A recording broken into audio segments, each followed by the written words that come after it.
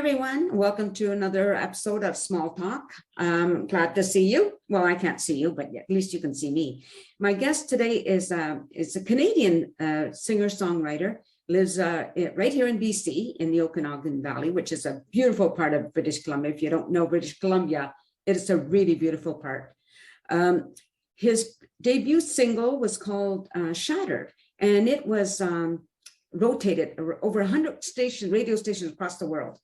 Time to find out more. Ladies and gentlemen, time to get to know Kris Anders. Kris, welcome to the show.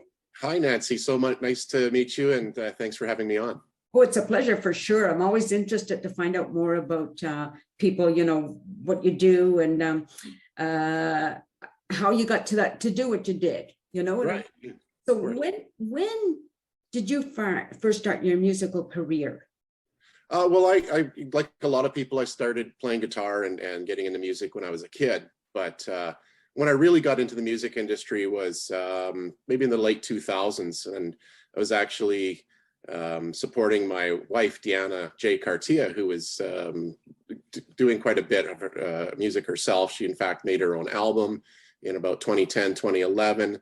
So I was learning the music industry sort of in a way to support her and to manage her and to help her make the album. So I was kind of learning the back end of how everything worked at that point. And I learned a ton. I mean, there was so much to it, contracts, and then we started working with different record labels and that. So that's where I got my start. And just over the course of years, last couple of years, I've been able to get my opportunity to be up front. And so I'm really kind of pleased that it's come full circle that way. Yeah, that's really great to get to know all the background information. Is really awesome for your own career, right?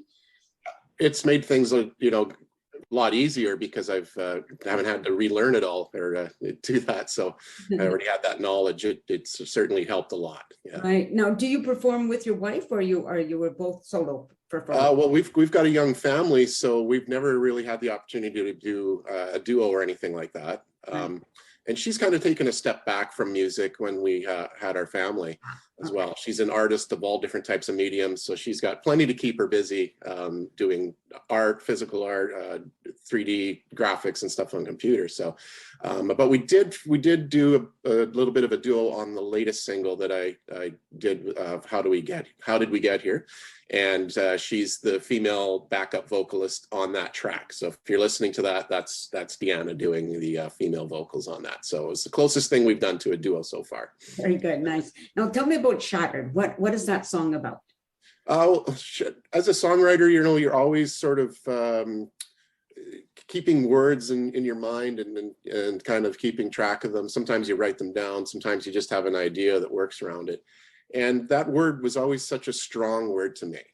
So the minute you mention it, there's an immediate visual in most people's minds. Yeah. And so I used that as a little bit of circumstances in my own life where I was transitioning out of a career and moving into a different chapter in life. But also just that visual, such a strong word that can be conveyed to other people who maybe can interpret it their own way as to some kind of tragic event in their life or even something that's not so tragic, but very, very distinctive a change in their life and imagine it that way.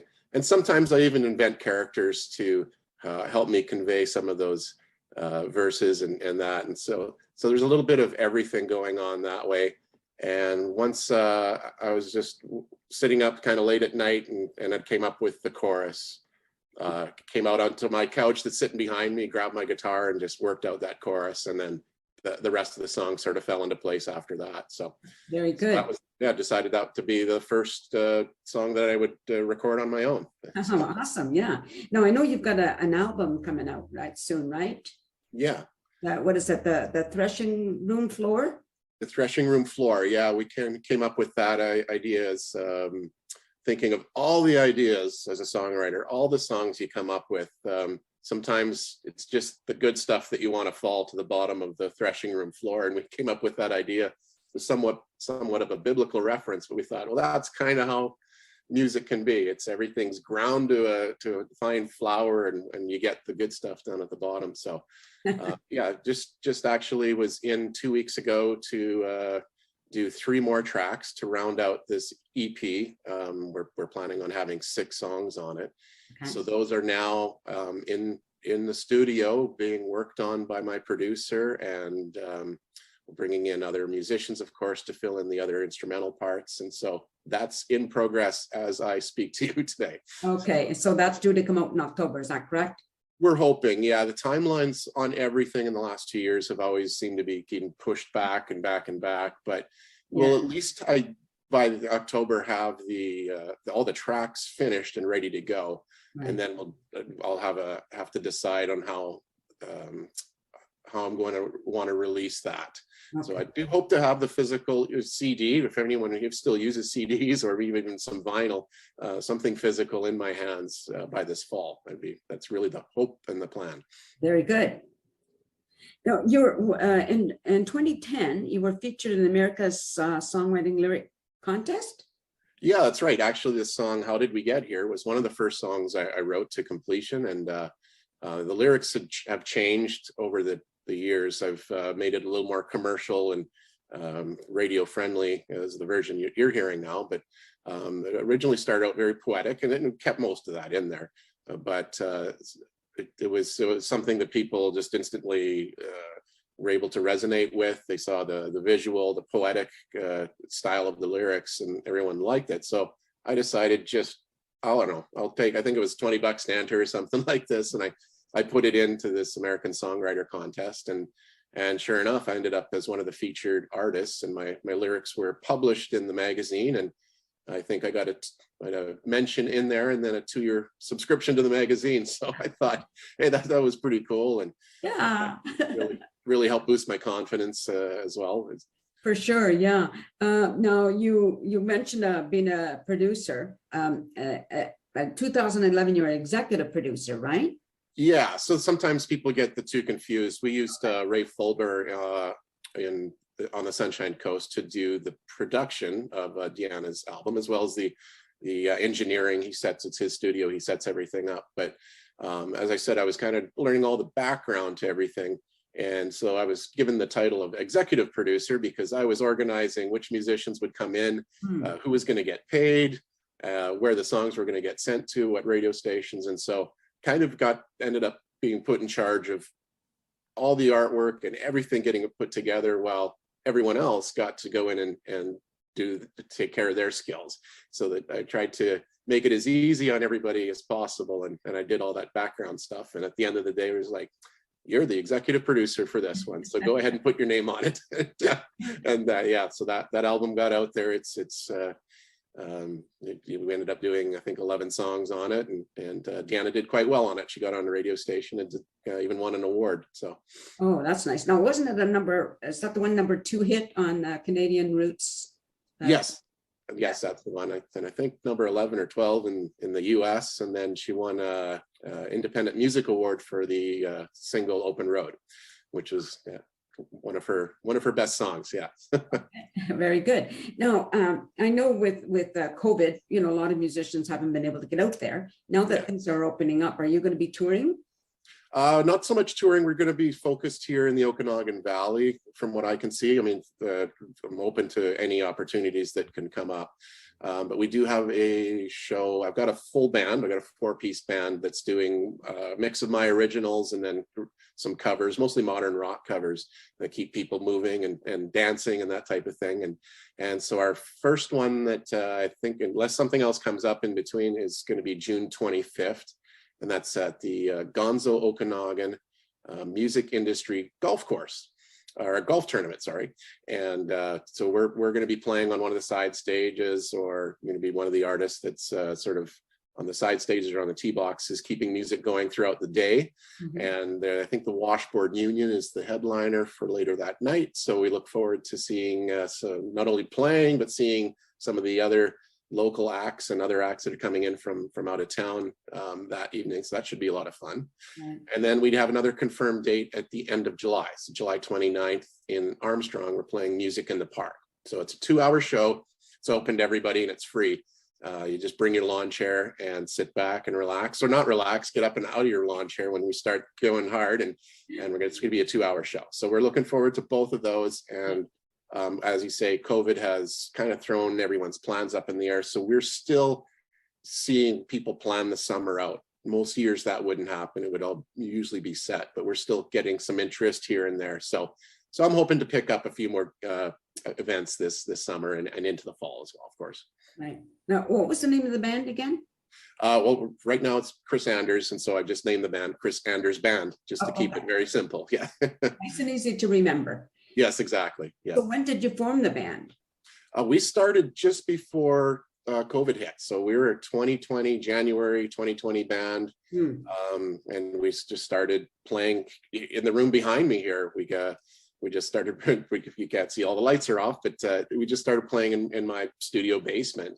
Right. And started going, and we thought, well, we'll, practice for a few months, just like every other band, and be out there. And then sure enough, as we all know, everything shut down and went from there. But my adaptation from that, and likely would have happened anyway, but I think that sped things up for me to get myself into that recording studio and go that direction while things were closed.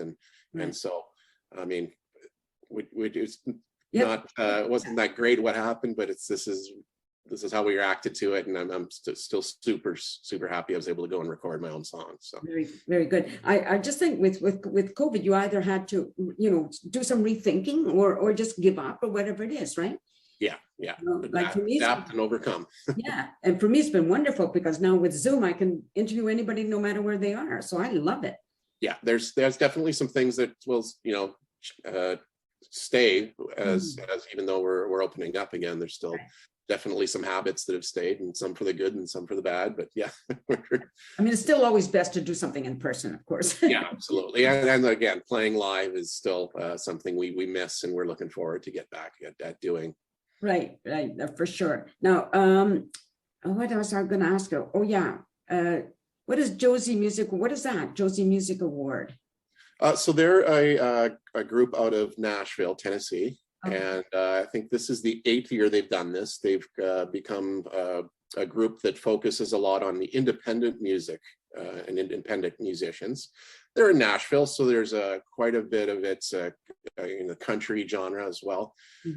But last year they do have rock and pop. So last year I just heard about it through the internet, and so through some of the managers I had been working with, and I thought, I'll just put in for this. And what I like about it is it's a panel of judges. It's not how popular you are on social media and all that sort of thing, because that never really appeals to me.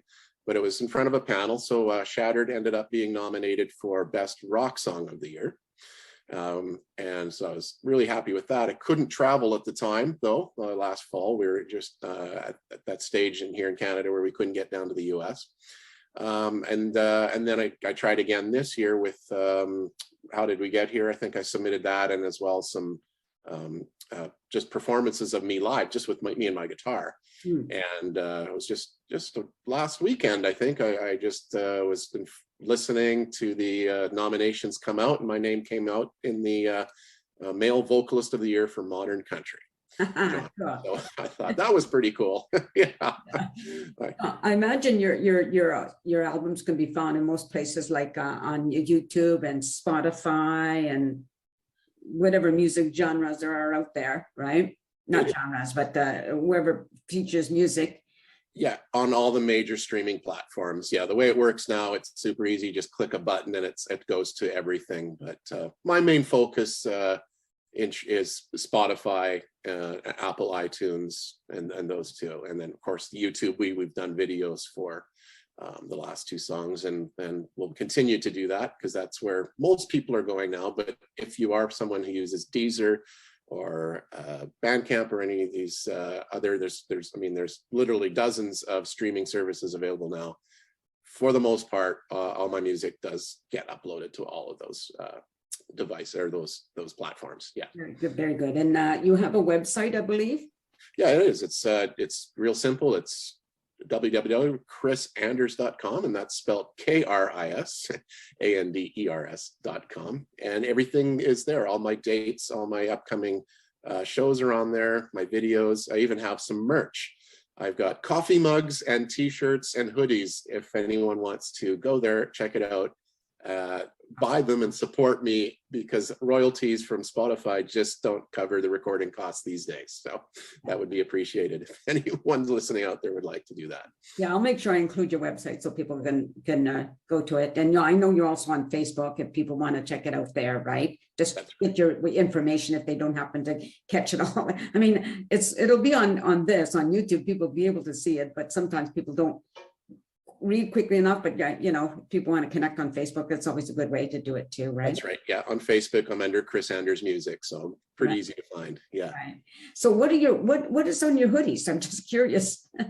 Oh, it's just a design that says Kris Anders Music on the front. One sec, I will grab you. Okay. I don't know how into the camera I need to be, but it's kind of backwards even. No, that's kind of what it looks like. That's my coffee mugs. Yeah, so it's perfect. I could see it perfectly. A very similar design is on the shirts as well. So.